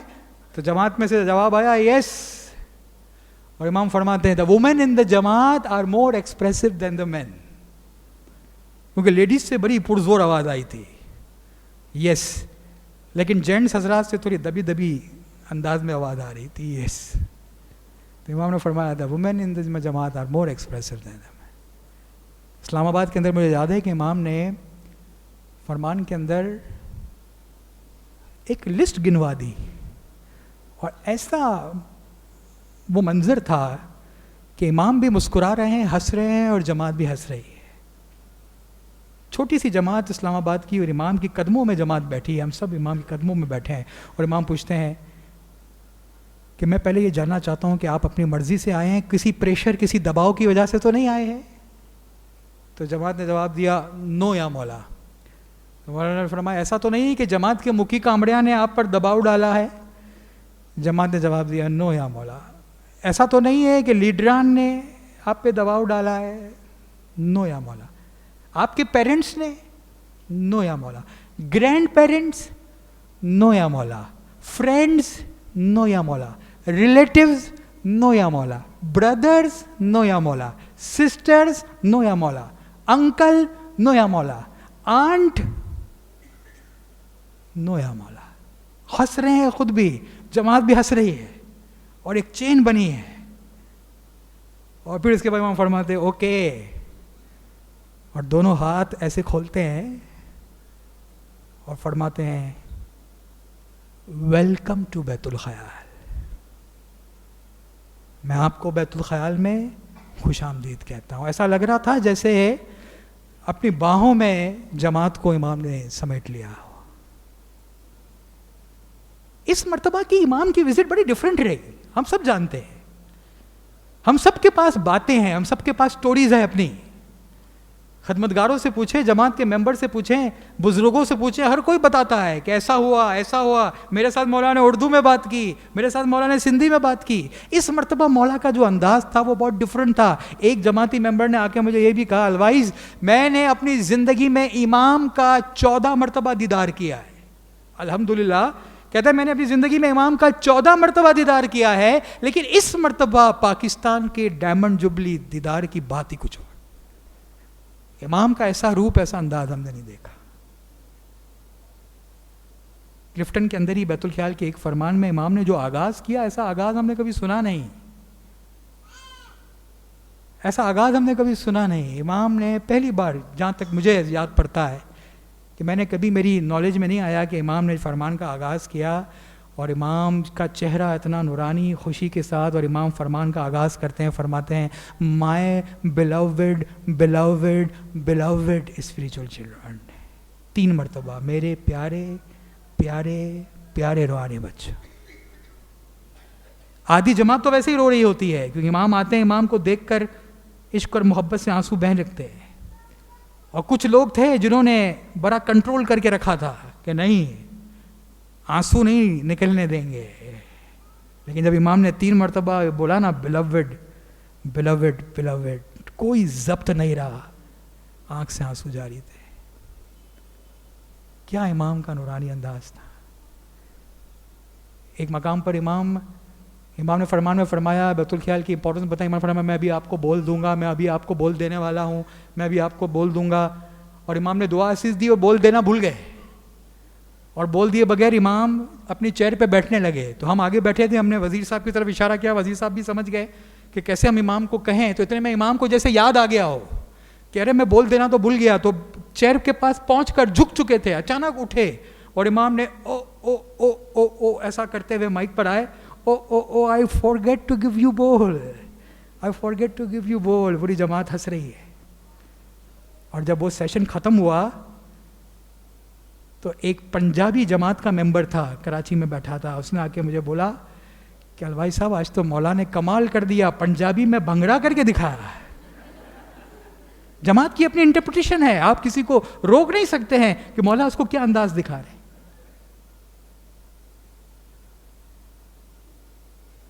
तो मैं यही कहता हूं कि ये डायमंड जुबली में मौला डायमंड्स लुटाने आए थे। मौला ने दर हकीकत डायमंड्स दिए हैं। शायद हमें अभी इसकी इतनी कदर नहीं हो, लेकिन आने वाला वक्त बताएगा। तो जितना शुक्रगुजारी हम कर सकें और जितना हम बाकायदगी रख सकें, रेगुलर हो सकें, तो ये वॉलंटरी है। और फिर इमाम ने फरमाया कि कोई प्रिस्क्राइब टेक्निक्स नहीं है, बैठने का कोई खास तरीका नहीं है। ब्रह्म प्रकाश जिस मेडिटेशन टेक्निक्स की बात कर रहा है उसमें खास किस्म का आसन होता है, खास किस्म की मेडिटेशन टेक्निक्स के जरिए बैठा जाता है, सांस के उतार चढ़ाव को, सांस को रोका जाता है। ऐसा कुछ भी नहीं है। आज इमाम ने रास्ता आसान किया है। तो बहुत ज़रूरी है कि इस बात को समझें कि ऐसा ना हो कि कल को सुबह जमात खाने आकर हमारी जमात जो है वो इंगला पिंगला सुखमड़ा और योगा प्रैक्टिस की तरह बैठकर बंदगी कर रही है, और मुखी साहब भी परेशान है कि जमात को हो क्या गया है। और कहा वो कल अलवाइज आए थे ना, उसने टेक्निक बताई है ब्रह्म प्रकाश में नहीं। मैंने पहले ही अर्ज की कि ज़माने के इमाम हिदायत करते हैं। ये उस ज़माने की टेक्निक्स थी। पीर शम्स ने जो ब्रह्म प्रकाश लिखा वो उस ज़माने का है। आज अगर पीर शम्स होते तो ज़रा तसव्वुर करे क्या होता। फिर ब्रह्म प्रकाश में वही बातें होती जो हाज़िर इमाम के फरमान में बातें हैं। फिर इस तरह खुल के बात नहीं करते, कोई तरीका नहीं होता। तो कोई ख़ास तरीका नहीं है, जैसे बैठना है बैठे। मैं आपके सामने दो वाक़िया बताता हूँ और इससे आपको अंदाज़ा हो जाएगा। ओरल ट्रेडिशन के अंदर ये दो वाक़ियात हमें मिलते हैं, लेकिन मैसेज बड़ा इंपॉर्टेंट है कि कितना आसान इमाम ने रास्ता किया है। दोनों वाक़ियात का ताल्लुक मौलाना इमाम सुल्तान मोहम्मद शाह सल्लल्लाहु अलैहि के ज़माने से। कहते हैं कि एक वाक़िया भगत कारा रूड़ा से हवाले से। कहते हैं भगत कारा रूड़ा इबादत बंदगी में पहुँचकर उन्होंने ब्रह्म प्रकाश रूहानी रोशनी हासिल की, और उनका जो तरीका कार था वो यही ब्रह्म प्रकाश वाला मेडिटेशन टेक्निक्स का तरीका था, हिंदुओं का तरीका, जोगी योगी का तरीका। वैसे तो पुलिस के अंदर थे, लेकिन वो ऑनरी मिशनरी थे, तो वास करते थे। तो वास के अंदर जमात को बंदगी में बैठने का तरीका बताते थे, इसी तरह जोगी योगी की तरह। उस ज़माने में चीफ मिशनरी हुसैनी थे, जिनको पसंद नहीं था कि ये भगत कारा रूड़ा ऐसा क्यों वास करता है। तो एक दिन मौलाना इमाम सुल्तान मोहम्मद शाह सल्लल्लाहु अलैहि बॉम्बे तशरीफ़ लाए, तो चीफ मिशनरी हुसैनी को मौका मिल गया। मौलाना इमाम सुल्तान मोहम्मद शाह के कान में ये बात डाली कि भगत कारा रूड़ा बंदगी के तरीके बताता है इस तरह से अपनी वास के अंदर। बस फिर क्या था, भगत कारा रूड़ा की पेशी, उसका वारंट निकल गया। इमाम ने बुलाया, बुलाओ। भगत कारा रूड़ा आए। हमने क्या सुना, आप किस तरह बताते हैं।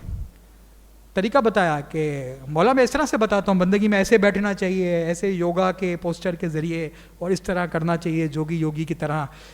हमने फरमाया कि तुम ऐसा क्यों बताते हो जमात को।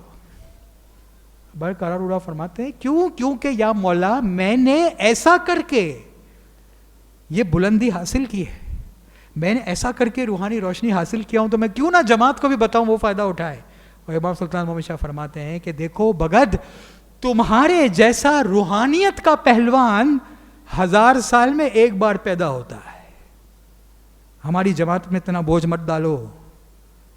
और एक रिवायत आती है कि इमाम ने फरमाया कि भगत, जब हम जमात को आसमानी रास्ते के जरिए ले जाना चाहते हैं, एरोप्लेन के जरिए ले जाना चाहते हो, तो फिर तुम जमात को पैदल क्यों चला रहे हो। हमने आसान तरीका दिया, आसमानी तरीका है।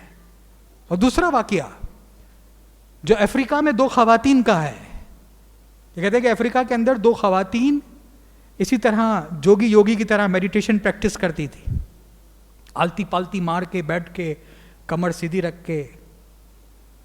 तो अफ्रीका में एक मेहमानी में इमाम सुल्तान मोहम्मद शाह सल्लल्लाहु अलैहि के पास जाके अर्ज़ की, क्या मौला हम बरसों से 1 घंटा 4 से 5 बराबर बंदगी करते हैं। इमाम खुश हुए, माशाल्लाह, लेकिन एक प्रॉब्लम है। प्रॉब्लम क्या है, तकलीफ क्या है। तकलीफ यह है कि जब हम बंदगी करते हैं तो हमारे पैर सूज जाते हैं, बदन में तकलीफ होती है, हमारे हिप्स सूज जाते हैं। तो इमाम ने बड़ी हैरत से पूछा, अच्छा ऐसे कैसे बंदगी करते हो, कैसे बैठते हो बंदगी में? तो उन्होंने आलती पालती मार के इमाम के सामने वो योगा पोस्टर बना के बताया कि देखें हम इमाम ऐसे बैठते हैं। इमाम ने फरमाया, अच्छा तुम्हें किसने कहा ऐसे बैठकर बंदगी करने को? तो दो खवातीन ने बड़ी चालाक थी, फौरन जवाब दिया, पीर सदरुद्दीन ने,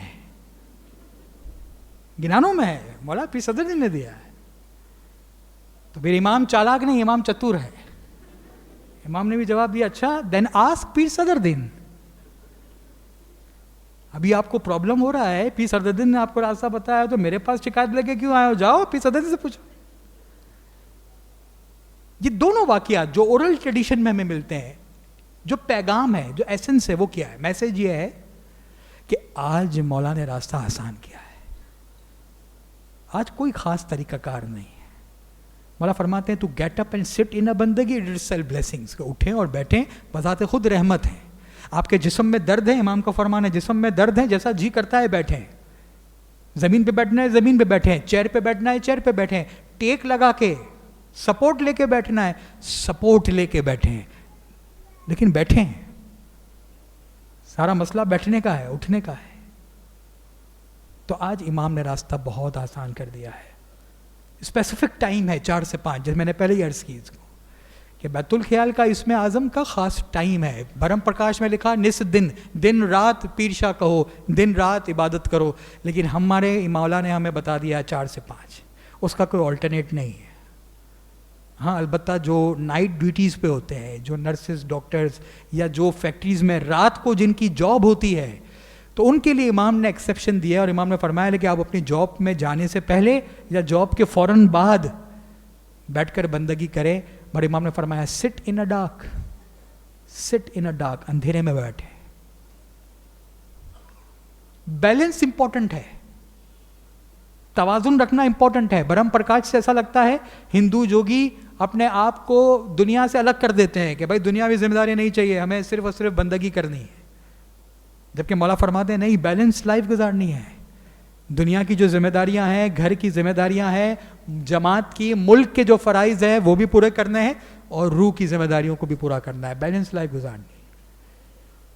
ऐसा नहीं है कि इसमें आज़म लेके आए, घर में पहुंचे, बोल लिया है, इसमें आज़म लेकर आए, अपने दोस्तों को, अपने रिश्तेदारों को, फैमिली को, सबको फ़ोन किया कि भाई देखो ऐसा है कि मौला की मेहरबानी से आज हमने इसमें आज़म लिया है, तो अभी ऐसा है कि रात की दावतें बंद हैं, अब हम रात में किसी के घर नहीं जाएंगे, हम शादी ब्याह में खाना पीना, प्लीज़ अभी हमें कोई नहीं बुलाना, हमें सुबह जल्दी उठना होता है, इसलिए सॉरी अभी से कर देते हैं, रात को हम नहीं आएंगे। हाँ, अलबत्ता खाना पार्सल करके आप ज़रूर भिजवा दें। ऐसी कोई बात नहीं, ऐसी कोई बात नहीं। ये दिल का सौदा है, ये दिल का मामला है। हो सकता है एक दिन आंख नहीं खुले, एक दिन बहुत थकावट है, इंसान है, एक दिन आपकी आंख नहीं खुले, या आप बंदगी में बैठे हो, नींद आ जाए। इमाम का फरमान है, कीनिया 1972 में इमाम ने फरमाया, बैतुल ख्याल के फरमान में, कि हो सकता है कि एक दिन आपकी आंख लग जाए, तो इसमें परेशान मत हो, अगले दिन फिर उठें और बंदगी में बैठे। इमाम रहम रहमी है, राजी है। बैतुल ख्याल इमाम के साथ, अपने दिल में, अपनी रूह के साथ, अपने अंदर रिश्ता मजबूत करने का नाम है। इमाम के साथ हम बातें करते हैं और वो मौला हमें जानता है, हमारी नियतों को जानता है। घर में शादी है, छोटी बहन की शादी है, मौला से बातें की, या मौला तुझे तो पता है मेरी छोटी बहन की शादी है, घर में मैं बड़ा हूँ, मुझ पर कितनी जिम्मेदारियां हैं, बहुत काम काज करना होगा, या मौला मैंने इसमें आज़म भी लिया है, बोल भी लिया है, लेकिन आपको पता है इतने काम है, इतनी सारी चीज़ें, हो सकता है कि 2 दिन 4 दिन 5 दिन, या मौला मैं रेगुलर नहीं हो सकूं, मुझे माफ़ करना। आज जमात ऐसा साल में 5 दिन 10 दिन 12 दिन होंगे, 350 दिन और है। कहने का मकसद यह है कि ये सब मौला के साथ आपके ताल्लुक, आपकी मोहब्बत का मामला है। और आखिरी बात कि कॉन्सेप्ट ऑफ फेलियर नहीं है, इसमें कोई नाकामी नहीं है। इमाम ने फरमान में फरमाया ब्रह्म प्रकाश में पीरों ने नाम बताए कि जो लूजर्स थे, जिनको ब्रह्म प्रकाश नहीं मिला। आज इमाम फरमाते हैं कि बंदगी में नाकामी नहीं है, या तो आप कामयाब होंगे या आप न्यूट्रल रहेंगे, लेकिन आपको खुशी हासिल होगी, खुशी हासिल होगी। तो ये तो ऐसा जबरदस्त सौदा है कि जिसमें नाकामी नहीं है। दुनिया का कोई भी मैदान देख लें, एक रिस्क होता है नाकाम होने का। जॉब से लेके, एग्जामिनेशन से लेके, कहीं भी चले जाए, कहीं रिजेक्शन का खतरा है, नाकाम होने का खतरा है। लेकिन बैतुल ख्याल बंदगी का वो मामला इमाम ने दिया कि जिसमें ये है ही नहीं, फायदा ही फायदा, कामयाबी ही कामयाबी, बरक़ात ही बरक़ात। तो मौला ने ये ख़जाने लुटाए हैं हमारे लिए, हमारे ऊपर है कि हम कितना इससे फ़ायदा उठाते हैं। और आखिरी बात कि इस खुशी को शेयर नहीं करना है, इस तजर्बात को शेयर करने से इमाम ने मना किया है। पीरों ने ब्रह्म प्रकाश में ये बयान किया खुल के, ये उस ज़माने की बात है। आज का ज़माना इमाम ने फरमाया है कि इट्स पर्सनल, ये आप अपने तक रखें। आपको जो भी तजर्बा हासिल हो, आपको जो खुशी हासिल हो, इमाम ने फरमाया उसको दूसरों के साथ बयान नहीं करें। इमाम ने फरमाया आप नाकाम हो जाएंगे। एक फरमान में इमाम ने फरमाया कि इमाम ऑफ द टाइम की हैसियत से, ज़माने के इमाम की हैसियत से हमारे लिए भी ये बहुत पेचीदा मामला है कि हम ज़बान के अंदर इसको बयान कर सकें। तो हमारे लिए पेचीदा है, तो मौला फरमाते हैं आपके लिए कितना मुश्किल होगा। इसे इमाम ने फरमाया डोंट डिस्कस इट, इसको डिस्कस ही ना करें। पाकिस्तान के बाद दुबई और दुबई के बाद इंडिया की विजिट थी। मौलाना हज़रत इमाम ने फरवरी में 2018 में डायमंड जुबली का जब दरबार फरवरी में इमाम ने जब इंडिया में दिया, तो कहते हैं कि इंडिया के अंदर एक बैतुल ख्याल की मुलाकात में इमाम ने जब इस नुक्ते को बयान किया कि दूसरों के साथ शेयर ना करें, तो बड़े लाइवली अंदाज में इमाम ने फरमाया कि बैतुल ख्याल की बातों को, इसमें आज़म को दूसरों के साथ शेयर ना करें। फरमाते हैं it is not like a samosa और biryani which you would like to share with each other. ये कोई समोसा और बिरयानी नहीं है कि जो हम दूसरों के साथ शेयर करते हैं। फरमाया कि ये वो चीज़ नहीं है, इसको अपने तक रखें। आज जमात में अपने सेशन को इख्तिताम की तरफ ले जाता हूँ और हम हमारे इस ब्रह्म प्रकाश के सेशन का इख्तिताम करते हैं मौलाना हज़रत इमाम की चंद दुआओं बरक़ात से। इस्लामाबाद 12 दिसंबर के अंदर मौलाना ने ये दुआ असीज़ दी, और ये बैतुल ख़याल का फरमान नहीं है, ये मेहमानी का फरमान है। और 12 दिसंबर की सुबह के फरमान को अगर आप दोबारा पढ़ेंगे तो आपको ऐसा लगेगा कि ऐसा लग रहा है कि इमाम ने बैतुल ख्याल का फरमान किया है, क्योंकि रूहानियत की बातें उसमें की है। और इमाम की क्या दुआ असीस और क्या अंदाज़ था, वो मंज़र हमारे जहन में आता है। मौलाना फरमाया कि हम दुआ फरमाते हैं कि आपको खुशी हासिल हो, सिरातुल मुस्तकीम पर मजबूती हासिल हो, आपकी ज़िंदगियों में रूहानी रोशनी हासिल हो। और हम दुआ फरमाते हैं for spiritual success and elevation, elevation more elevation, रूहानी कामयाबी के लिए और बुलंदी और बुलंदी और बुलंदी के लिए दुआ फरमाते हैं। और मुझे याद है हम वहाँ बैठे थे, वो मंज़र ऐसा था कि इमाम के दोनों हाथ ऐसे थे और मौलाना फरमाया an elevation, elevation more elevation, हाथ ऐसा दोनों ऊपर लेकर गए जैसे इस कशिश शकल से, ग्रेविटेशनल फोर्स से बाहर चले गए कि इतनी बुलंदी आप चले जाएं, कायनात से बालातर हो जाए। इमाम ने फरमाया 2000 कायनात से भी बालातर। और मौला फरमाते हैं और ये कि आपको ये ख़ास रोशनी, आपकी रूहानी खुशी की तलाश में आपको ये रूहानी रोशनी हासिल हो। और मौला फरमाया आप में से हर एक को ये छुए और ये आपके हर एक के साथ रहें। ऐसी हमारी उम्मीद, हमारी दुआ और हमारी बरक़ात हमारी जमात के लिए है। मौलाना फरमाया कि हम दुआ फरमाते हैं, हमारी ख़ास दुआ है कि ज़िंदगी में कम से कम एक बार आप में से हर एक कामयाब हो और आपको ये रूहानी रोशनी हासिल हो, और ये रूहानी रोशनी आपको ईमान की मजबूती अता करे, और ये रूहानी रोशनी, ये नूर पूरी ज़िंदगी आपके साथ रहे। और मौलाना फरमाया अगर आपको एक मरतबा ये अता हो तो हमारी दुआ है कि आपको ये दोबारा अता हो और ये आपको मुतल्लिक एब्सोल्यूट स्पिरिचुअल कॉन्फिडेंस, रूहानी एतमाद अता करे। मौलाना फरमाया कि हम दुआ फरमाते हैं कि आप कामयाब हो, आपको रूहानी खुशी हासिल हो, सिरातुल मुस्तकीम पर मजबूती हासिल हो, और ये कि ये रूहानी खुशी मदद करे कि आपकी मुश्किल आसान हो। आज जमात मैं आज के इस प्रेजेंटेशन की तैयारी के अंदर चंद शख्सियात का बहुत मशकूर और ममनून हूँ।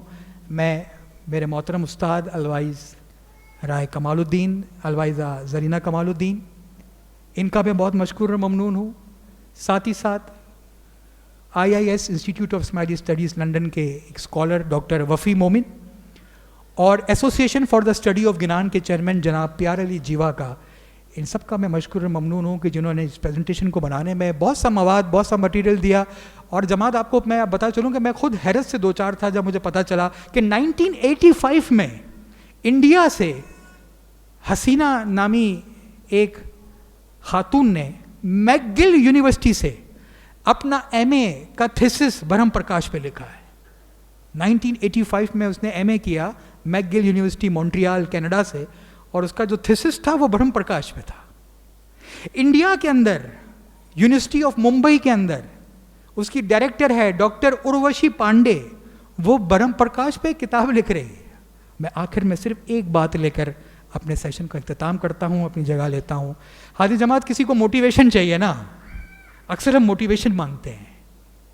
और मैं जो मुझे सबसे ज़बरदस्त एक बात जो मोटिवेट करती है, कभी बैतुल ख्याल आने में सुस्ती हो जाती है, कभी उठने में सुस्ती है, इंसान है, अपने आप को मोटिवेट करना बहुत ज़रूरी है। और मैं समझता हूँ कि इमाम का एक फरमान, इससे बड़ा मोटिवेशन कोई नहीं है। एक जुमला जो इमाम ने नवंबर 2017 में पाकिस्तान आने से पहले कनाडा टोरंटो में बैतुल ख्याल के फरमान के अंदर अपनी दुआ व बरक़ात फरमाते हुए फरमान का एंड किया उस जुमले से।